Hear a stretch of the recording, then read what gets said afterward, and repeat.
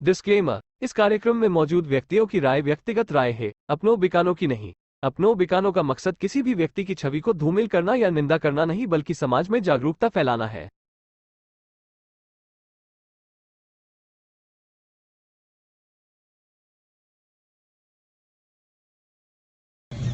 नमस्कार साथियों, मैं दानवीर सिंह भाटी, राष्ट्रीय खिलाड़ी बास्केटबॉल।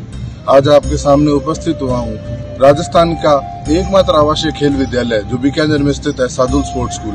आज सरकार से अपनी उदासीनता की, अपने गौरव और अस्मिता की लड़ाई लड़ रहा है। साथियों, बीकानेर के महाराज साहब ने 1982 के अंदर सरकार को सादुल स्पोर्ट्स स्कूल, जो सादुल पब्लिक स्कूल के नाम से जाना जाता था, उसको मुफ्त में दिया सिर्फ इसीलिए कि महाराज साहब के दिल में ये पीड़ा थी कि कहीं न कहीं राजस्थान खेलों में न पिछड़ जाए। राजस्थान के खिलाड़ियों को खेलने के लिए एक बड़े सेंटर की आवश्यकता थी।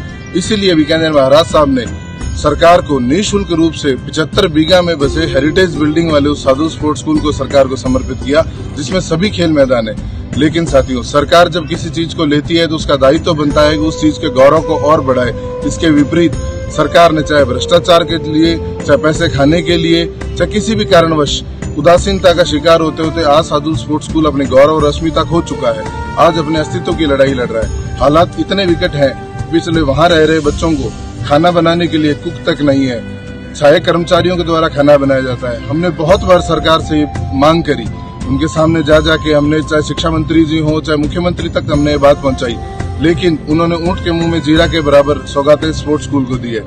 आज सादुल स्पोर्ट्स स्कूल के अंदर खाना बनाने वाले कर्मचारी कुक की जगह सहायक कर्मचारी खाना बनाते हैं। आपको जानकर आश्चर्य होगा, पिछले 40 सालों से वहां रह रहे बच्चों की किट मनी 1982 में जब सरकार ने 1000 रुपए पर बच्चा करी थी, आज 40 साल बाद भी मात्र 1000 रुपए। क्या हमें पीड़ा नहीं होती है देखकर? अब इस महंगाई के दौर में सन 2007 में सरकार ने वहां रह रहे बच्चों के डाइट की मनी 100 रुपए करी थी। 2007 से 2022 आ गया, लेकिन साथियों वो 100 रुपए के आज भी 100 रुपए।